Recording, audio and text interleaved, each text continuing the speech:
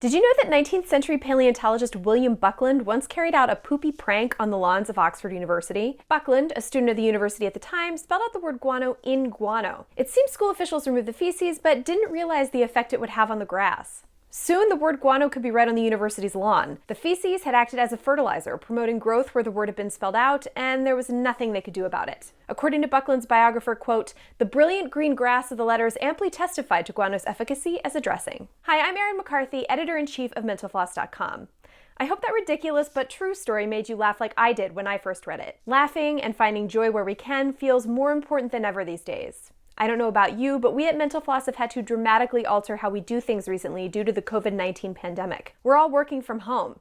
The only coworkers you might see in this video are my cats and home office managers Pearl and Ollie. It feels a little weird to go about business as usual without acknowledging what's happening in the world. And while it's important to stay informed and take common sense steps to limit the spread of this disease, it's also important to not drive yourself crazy. That's why William Buckland's precocious poop prank is just the first of many things that will hopefully make you feel a little bit better that I'm going to share with you today.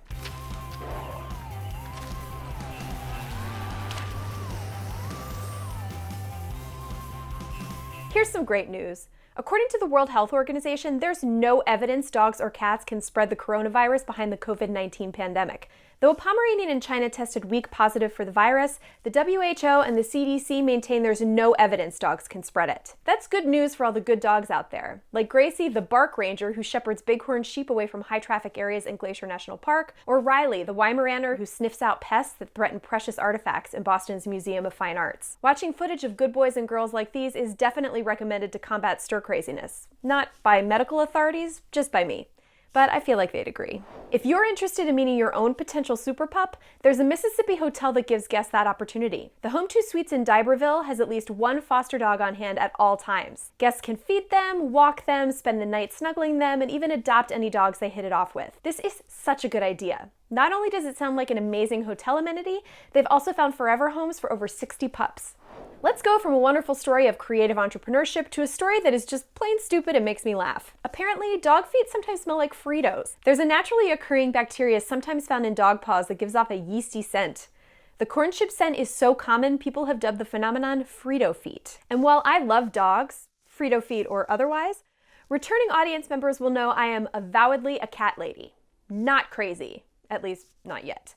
But, you know, bonus thing to make you feel better. Here's some video of Pearl talking to birds.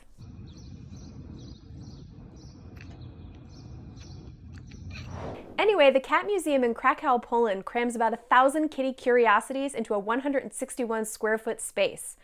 Small, adorable art and cats. What more could you want? Opened in 2019, this tiny feline wonderland is filled with an eclectic collection that was a decade in the making. If you're lucky, you may even get to meet the museum's real owner, a gray cat named Geisha. Museum cats aren't the only creatures with power. The Edinburgh Zoo is home to a high-ranking military penguin. And that's not military penguin like emperor penguin. That means a penguin in the military. While visiting the Scottish city in 1972, the Norwegian King's Guard gave a king penguin named Sir Niels Olaf the rank of Lance Corporal. Over the years, the subsequent Sir Niels Olafs have continued to rise up the ranks. Sir Niels Olaf II was knighted in 2008, and Sir Niels Olaf III became a brigadier in 2016.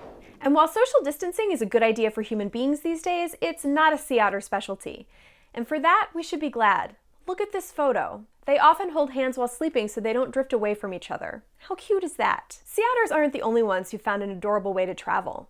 In 1963, a builder in Longview, Washington created the Nutty Narrows Bridge so squirrels could cross a busy thoroughfare without having to dodge human traffic. Decades later, people have reported seeing adult squirrels teach their babies how to safely use the tiny overpass. Now let's hear about some other awesome animals. People. It's no secret that Keanu Reeves is one of the internet's favorite humans. He's having what some historians, and I use that term very lightly, describe as a Keanu-sance. But he's more than just a likable guy in Hollywood. Back around the turn of the new millennium, Keanu Reeves signed on to make 2 sequels to a little movie called The Matrix. After the immense success of the first film, Reeves was offered a lot of money. But a 2001 report revealed that he actually ended up requesting a significant pay cut so that members of the special effects and production crew could see some of that cash. An unnamed Hollywood executive told the Wall Street Journal that, quote, he felt that they were the ones who made the movie and that they should participate. How's that for a Keanu-sance? Roboticist and former Mythbuster Grant Imahara recently put his impressive technical skills to an undeniably good use. He developed an animatronic baby Yoda as part of a personal not-for-profit project. Imahara and his adorable replica of the child from The Mandalorian are going to tour various children's hospitals, giving kids the ultimate baby Yoda experience. An amazing project done purely because it's going to bring some smiles to kids in need of some fun. As of now, the animatronic has a programmed sequence of moods and reactions, but it will reportedly be able to respond to environmental stimuli once it's complete. Look at this footage Grant shared with us of the little guy reacting to a chicken nugget. And here's one more story of awesome people remembering to be awesome. Best-selling author and longtime Mental Floss contributor John Green and his family are donating $6.5 million to help Sierra Leone's healthcare system. Sierra Leone has the highest maternal mortality rate in the world. To provide the time, attention, and resources needed to effect systemic change in the country, Green announced that his family is donating a total of $6.5 million over the next 5 years to the Sierra Leone branch of Partners in Health. Partners in Health is an organization that supplies poor communities with medical resources and works with local governments to establish long-term healthcare infrastructure. If it seems like those objectives might cost even more than $6.5 million to achieve, you're right. Partners in Health's overall fundraising goal is $25 million in the next 5 years, and they're already more than halfway there. Green is hoping to raise a little over $1 million each year, and there's also a group of matching donors who have pledged to match up to $120,000 in donations per year. If you want to help contribute to this awesome cause, we'll leave a link in the description. Of course, awesome people who want to help others isn't a new phenomenon. Take Nicholas Winton. Working with a handful of other volunteers in what they called the British Committee for Refugees from Czechoslovakia Children's Section, the British stockbroker helped to save more than 600 Jewish children from almost certain death at the hands of the Nazis. His efforts included finding British families willing to welcome the children into their homes, arranging for transportation, and sometimes even forging permits and bribing railway officials to successfully remove the children from danger. It's a cliche maybe, but to me, it's a comforting one. It's in the darkest times that our compassion and humanity shine brightest. About 15 years after Winton's heroic deeds, Jonas Salk helped save thousands of lives when he developed the polio vaccine. In a time like now, when many people are anxiously looking for news about a medication or vaccine that could combat COVID-19, it's worth taking stock of the incredible advances made possible by science and medicine. In 1952, polio killed 3,000 Americans, on top of which 58,000 new cases were reported. By 1979, polio was eliminated in the United States. Today, thanks in part to further advances like Dr. Albert Sabin's oral polio vaccine, the disease has been nearly eradicated worldwide. Score 1 for science. And when I think of inspiring scientists from history, I'm reminded of Dr. Virginia Apgar, who we recently featured in a piece on mentalfloss.com about amazing women who changed the world. We'll drop a link in the description if you want to check out 100 other women who will probably make you feel really good about humanity. Apgar became the first female board-certified anesthesiologist in 1937 and eventually revolutionized the way newborn baby health is assessed. Before Apgar's system was put in place, there was no standardized way of checking on newborns, which could lead to problems when issues went ignored for too long. Apgar presented a system that looked at a baby's skin color, heart rate, reflexes, muscle tone, and breathing as indicators of health. The so-called Apgar test was eventually made a backronym standing for appearance, pulse, grimace, activity, and respiration. Backronyms also make me happy. What a fun word. Backronym. Hearing happy stories about cats and Keanu Reeves and awesome figures from history is clearly a good way to feel good about the world, in my book. But if you want some scientifically proven ways to boost your mood on your own, here are 4 tips to increase your happiness. Exercise is known to improve mood, but if you want a potentially bigger boost, try yoga. One study suggests that yoga could be more effective at increasing happiness than other exercises. It also slashes stress and might even improve general immunity, which can contribute to overall long-term health and happiness. Downward-facing cat, anyone? Eat your vegetables. And your fruits, for that matter. Research finds that happiness and mental well-being are highest among people who eat at least 7 portions of fruits and veggies per day. Adding a little color into your life can help, but not just any hue. Some science suggests that yellow is the color of happiness. Happy people tend to associate their cheerfulness with the color, and it's often linked to the feeling of optimism, potentially because of its association with the sun. So mix a little yellow into your life. This could be as simple as adding some yellow into your wardrobe, or if you're feeling extra crafty, painting some walls in your home. What do you think, Ollie? Should we repaint the apartment? And the final tip to improve your happiness? Write your feelings down. Dwelling on negative thoughts can be painful. But research suggests that jotting down your feelings and then physically throwing the paper away can lessen feelings of negativity. And as you might have guessed, documenting positive experiences on paper makes you more likely to feel happy and satisfied with your life. For an extra big dosage, phone a friend. Sharing some of your happy journal entries has been shown to dramatically increase your positive feelings. Sometimes, though, you just want to laugh. So here's some truly stupid stories that brought a smile to my face. Napoleon was once bested by a foe even smaller than he was. Though, to be fair, Napoleon's infamous tiny stature is probably mostly a historical myth. Anyway, the story goes that Napoleon's chief of staff, Alexander Berthier, arranged a rousing rabbit hunt for him and his military buddies. Berthier collected hundreds or possibly even thousands of rabbits and arranged them in cages along the edges of a large field. When freed, the rabbits were supposed to scurry around in a panic.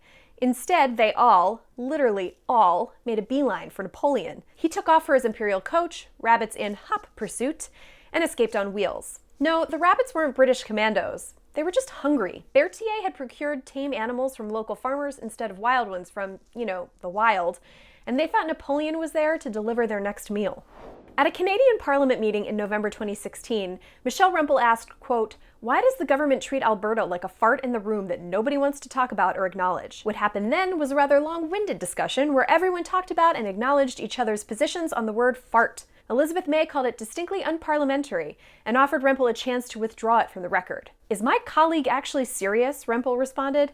"No, I do not withdraw it. After all, you can never take back a fart." Farts, by the way, have made it far beyond Canadian Parliament. There isn't any oxygen on the moon, but there was briefly another kind of gas. That of astronaut John Young. During the Apollo 16 mission in 1972, NASA's Mission Control got an earful of information about Young's fruit-induced flatulence when he accidentally described it to fellow astronaut Charlie Duke while his mic was on. He complained, quote, "I have the farts again. I got them again, Charlie. I haven't eaten this much citrus fruit in 20 years. He then swore that, after the mission was over, he'd never eat any citrus again. Mary Roach later recounted in her book Packing for Mars that after the incident hit the press, the governor of Florida actually made it a point to reassure everyone that Young's intestinal issues had been caused by artificial citrus, not real oranges. In reality, it was probably a side effect of all the potassium Young was eating to avoid heartbeat irregularities, which had been a problem for the astronauts of Apollo 15. Divorces can be complicated, especially when there are Beanie Babies involved. In 1999, 4 months after Frances and Harold Mountain had officially split up, they still hadn't figured out how to split up their beloved Beanie Baby collection, which had an estimated worth, in 1999 Beanie Baby money, of $2,500 to $5,000. So the judge ordered the former couple to lay out all the Beanie Babies on the courtroom floor and divide them up one by one.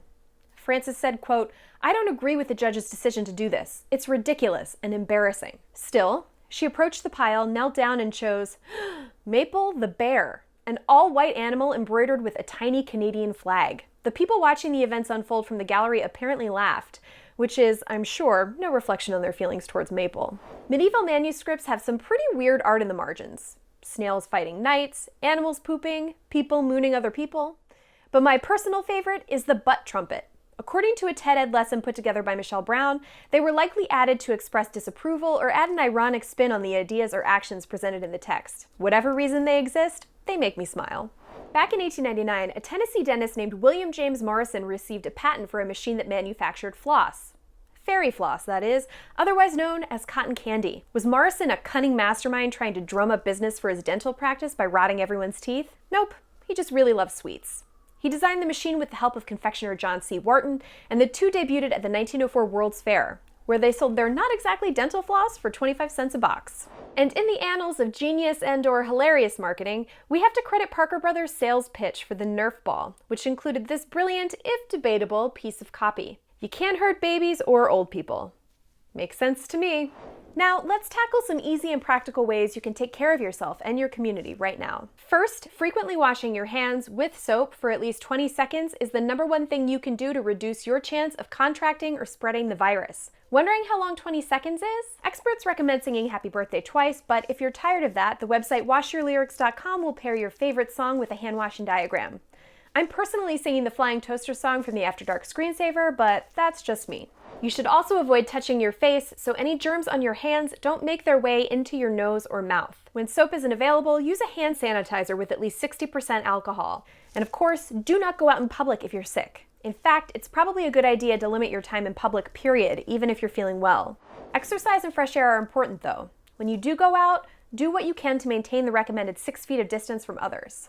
If you, like us, are working from home right now, finding a designated spot in your house and keeping your regular workday schedule will help ease the transition. But remember, pants are optional. If you find your productivity waning, you can download an app to block your social media accounts or track the time you spend on each task. The main thing is, don't panic. And that might mean limiting your news consumption. The constant onslaught of news is enough to stress anyone out. So the World Health Organization recommends checking in on the news at specific times, once or twice a day, and relying on trusted organizations to get your information. Websites for the CDC, the World Health Organization, and your local health department have factual, no-nonsense info about keeping yourself and your family safe from the coronavirus. Media outlets like the New York Times, the Wall Street Journal, Stat, and others have dedicated health teams to serve readers. We'll post a link with some other tips in the description. It's good to stay informed, but we wanted this video to lift your spirits a bit. So here's one last ridiculous fact to wrap things up with. Bags o' Mystery was a Victorian slang term for sausages. According to the 1909 book Passing Slang of the Victorian Era, it was reportedly coined because, quote, "no man but the maker knows what is in them." We hope this video has made you smile and helped you feel a little bit better. Feel free to share what's bringing you joy these days in the comments. We'll be reading. We'll be back with another List Show episode in a couple of weeks. Until then, take care of yourselves and stay safe out there.